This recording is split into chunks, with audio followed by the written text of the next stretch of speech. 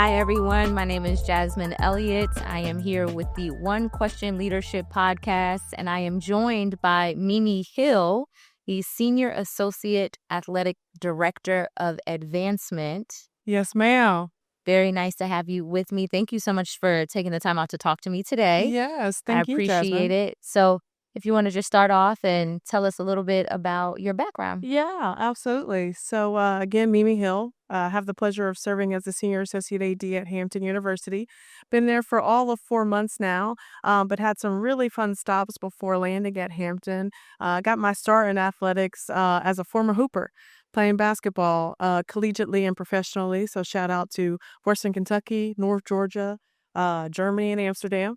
Gotta throw those in there. And then got my start in collegiate athletics at Auburn University, where I served as the assistant to the former AD, which was Alan Green. So shout out to him as well. And then spent 2 years at the University of Louisville in major gifts there, and then at Georgia Southern overseeing their major gifts team, and now having the pleasure of being at Hampton University overseeing their athletics foundation. That's amazing. That's quite Yeah. the resume. Oh, well, thank you. And hopefully it continues to grow. Yeah, absolutely. And I'm sure that it will. Yeah. So tell me a little bit about, and I know that it's only been 4 short months, what your vision is and what you hope to bring to Hampton Yeah. University athletics. So in the 4 months that I've been there, I've been doing a lot of listening. And within that, I've learned that there's a lot of opportunity to do some really special things at Hampton. And I'm very fortunate to have an athletics director, Anthony Henderson, leading the shop, who comes from a fundraising background. So we can really lean on each other when trying to build something special. But my main focus right now is getting the right systems in place. You have to have the right systems in place in order to identify who you want to reach out to. You have to have the systems in place to cultivate the donors and get them from start to signing on that dotted line and investing in your programs. And you have to have a story that's so compelling that brings donors in, but not just alumni, but other businesses in the community as well. So it's a lot of building right now, which is exciting. And I'm just happy to be a part of it. That's amazing. You mentioned storytelling. So Yes. my background prior to athletics was public relations and marketing. So storytelling is my passion, in Yeah. addition to people, Mm-hmm. right? What story, right, do you think is the most compelling piece in terms of cultivating donors, right? Especially when you're not talking to alumni who have a personal relationship with the university, right? Mm-hmm. Sometimes that's the story. This is my home by the sea. I feel compelled, I'm giving back. But what story do you tell to someone who doesn't have a history with Hampton University or HBCUs? Yeah, I am telling the student athlete story. This is what we're in this industry for. And you, as a former student athlete yourself, you understand what that means, right? And so I think when you're out meeting with donors, you want to talk about the impact that their investment has on that student athlete experience. And when the student athletes have a good experience, I feel that the fans also have a good experience when they're coming out and they are supporting different programs. So I like to start with a student athlete story and the impacts that their investments will have on them. Absolutely. Um, I think a big piece of that now, right, is student athletes being able to tell that story and Yes. creating that brand for themselves. Mm-hmm. And how are you going about utilizing this shift in athletics to be able to really have the student athletes on the front line to help tell those stories? Yeah. I mean, we use media. That is our best resource right now as far as expressing your story to the masses. And so we are learning how to now better prep our student athletes to share their stories and sharing with them how important it is to get out what they're doing, and whether that is what degree you're majoring in, whether that is what you want to do with your future, so that we can continue to build those connections so that not only will you have that success on and off your field of play, but also in the future. Yeah. Do you have an example off the top of your head of an example of one of those compelling student athlete stories that really just are impactful and really kind of hit home for donors? Yeah, I think a common impactful story that I've seen across the industry is that you we are providing scholarships to student athletes that probably wouldn't have had the opportunity to have um, the opportunity to play at the next level, right? And so what we're doing is giving them that. And they are very well deserving. Um, but again, some student athletes don't come from money. I didn't come from money. And so to have someone see the value in my athletic ability enough to afford me a full ride, and really utilize that time to not only grow as an athlete, but also to grow as a professional. And now here we are, sitting in the seats that we're sitting in because somebody saw the value in what we brought to the table. Amazing. Now, I think being a former student athlete and then now sitting on the other side of the table, right? You have a different purview, right? And Yes. and you're able to speak from a very, very specific seat, right? When Mhm. you're talking to donors. How do you best articulate that, right? When you're talking to a donor about that impact who maybe is not a student athlete, who doesn't have any connection to athletics? Ooh, that's a really great question. I mean, I think you start with your why. You know, for me, basketball was a way out. Again, going back to having limited resources in my upbringing, my mom pushed not only academic excellence but athletic excellence because she realized in her own collegiate career as a basketball player at Auburn that so many more opportunities come out of that you can really lean on. And so I like to reflect on that often and share with the donor that the reason why I'm able to sit in front of you today is because again someone saw an opportunity to really pour into me and and really grow in ways that I probably wouldn't have had I been in another position. And what I love about sport is that it teaches you how to win and lose in front of people. And when you can do that at a high level, you can really do anything that you put your mind to. And I hope more student athletes realize that the hard part is again the losing, right? But the fun part is the winning. And if you can take that into future opportunities, man, you could do some really special things. Now, women in athletics, women in sports is like this rising trend. It is shout out to Zincs. They have a "We've Always Been Here" campaign going about, like, even though it's something super trendy, it's like women have always been in sports, right? Uh-huh. And not just on the court, but now obviously sitting in these types of positions. Right. Um, and that looks a lot different than it did, right, 5 years ago. You got women agents, you've got full women teams, Yes. right, from sports players and things like that. What has your experience been, especially working in advancement, right? It's been, and then you add in being a Black woman on top of that. What has that looked like for you? It's actually been a really special journey. I've had so many great champions that invite me into rooms that I probably have no business being in. But I'm inspired by, again, going back to what you just noted about seeing all of these other women in these high level positions and they're crushing it. And so for the little Mimi to see that and now be a part of making those gains and hopefully in a position to lead it the way that these women are leading, it's incredible. And I hope that we continue to see more and more women that look like us, and even that don't look like us in these roles, because this is a male dominated industry.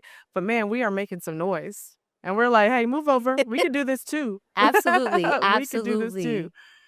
Can you give us an example of maybe a woman that was in a position of leadership that's kind of pulled you up in your career thus far? I'll have to shout out Allie Ware. She is overseeing the athletics development shop at Georgia Southern. And when she came in hot and ready to work. And I mean, our whole team was fired up and excited to have her leading the shop. And how I got connected to Hampton was through her. She came in and she's like, "Listen, you are ready to lead your own development shop." So I know Anthony over at Hampton, and he is looking for someone of your makeup to go over there and crush it. And without that connection, without her coming in and doing a really great job as far as just analyzing our team and seeing that, like, you know what, Mimi, you're ready. Because sometimes you don't think that you're ready, Right. right? And so you won't look for those opportunities. You'll see them pop up, but you might not apply. Yeah. And it's not until someone says, "Hey, you're ready.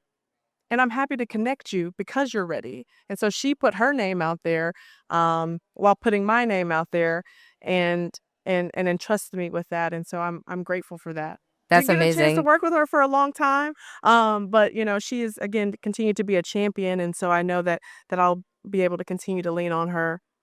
Which I think that speaks volumes, right? That someone was able to come in a short period of time and see you, Yes. right? And see your ability and be able to put you in a space of, hey, make the jump, right? I was having a Right. conversation that sometimes, our leadership, good leadership invests in their people, Mhm. right? And the flip side of that is like, do I invest in this person and then they leave? Right. Right. And so to have a leader to invest in you, but still in a very short period of time, still want to see you fly and go Yeah. is amazing. So No that's question. awesome. So now being in, right, a position of leadership, what is something that you hope to, now being in that position, hope to be able to do for someone who's obviously coming up in this space?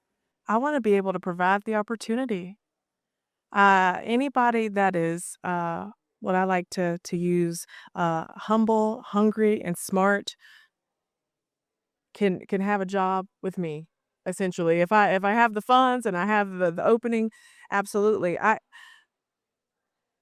Without the opportunity to even get my start in athletics or even in advancement, again, I'm not where I am today. And so I just want to be able to provide the opportunity. I want to open up my network and allow that to be your network as well.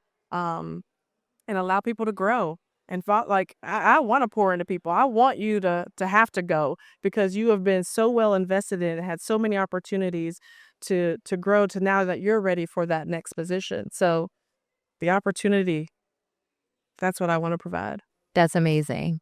Um, I know a big piece of what you do, right, is relationships. Yes.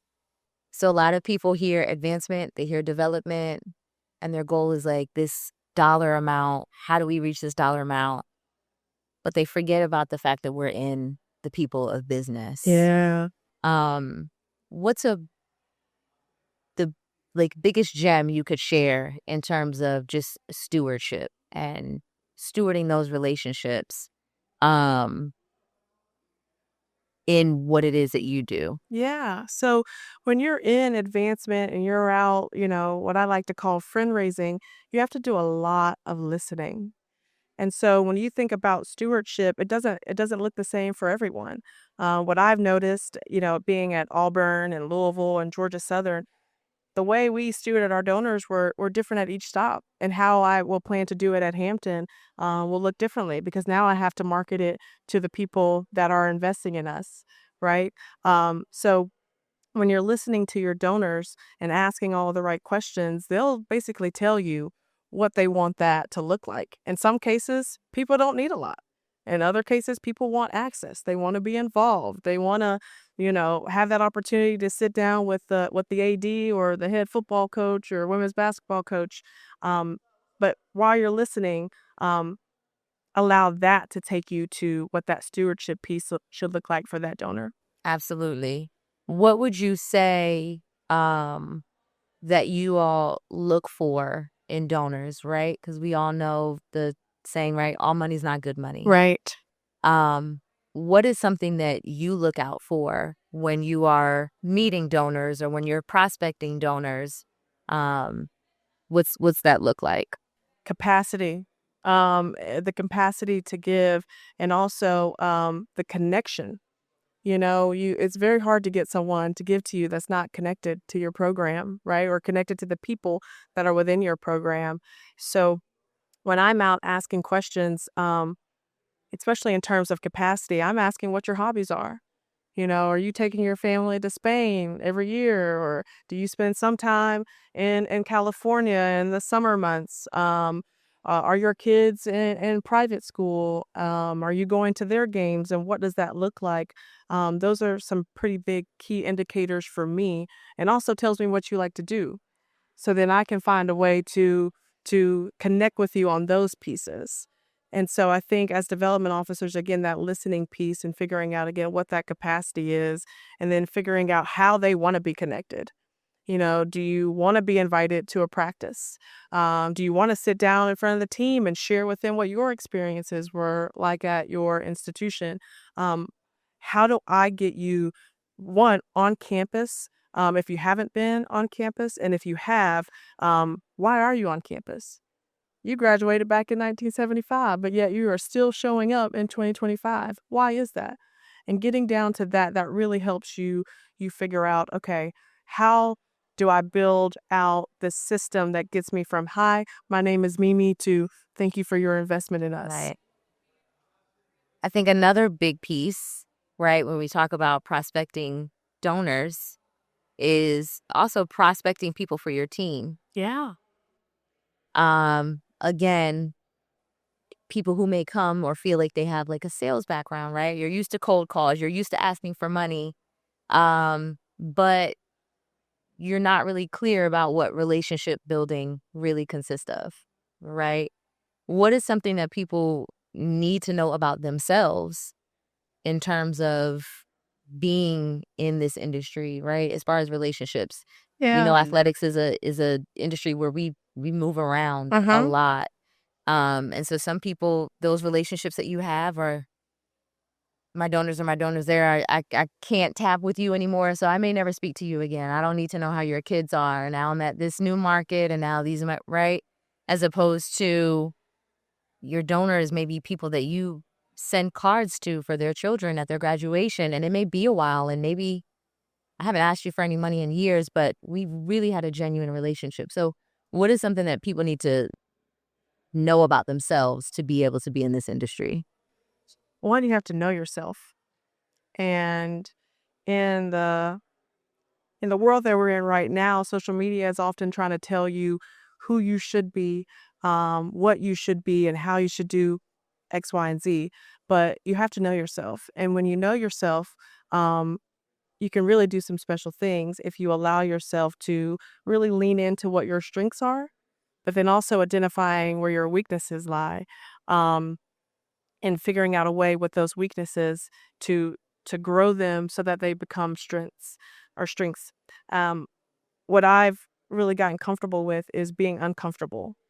And in the world of development, where I'm oftentimes meeting with people that don't look like me, I'm having to figure out how to gain trust within the first time that you lay eyes on me in person, right? And so, in knowing that, um, I'm able to have more success.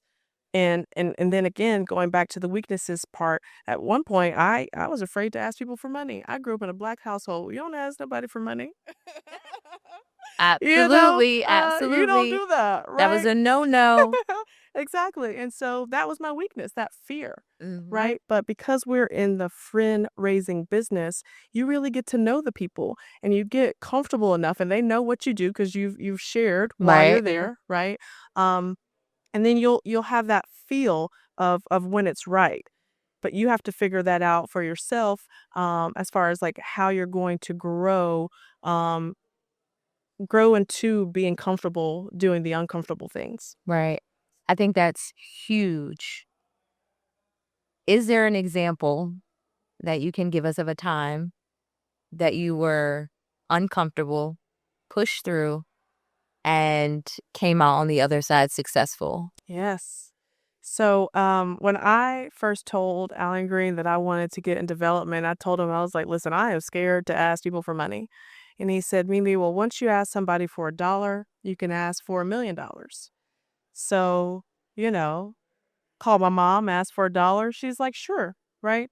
But then I get into development at the University of Louisville, and my first ever ask was for $1 million. And that lady looked so shocked. She was like, "A million? A million?" And I was like, no, okay, too soon. Or maybe I hadn't done all the work that I needed to do in order to determine, again, the kind of investment that they wanted to make into the athletics department.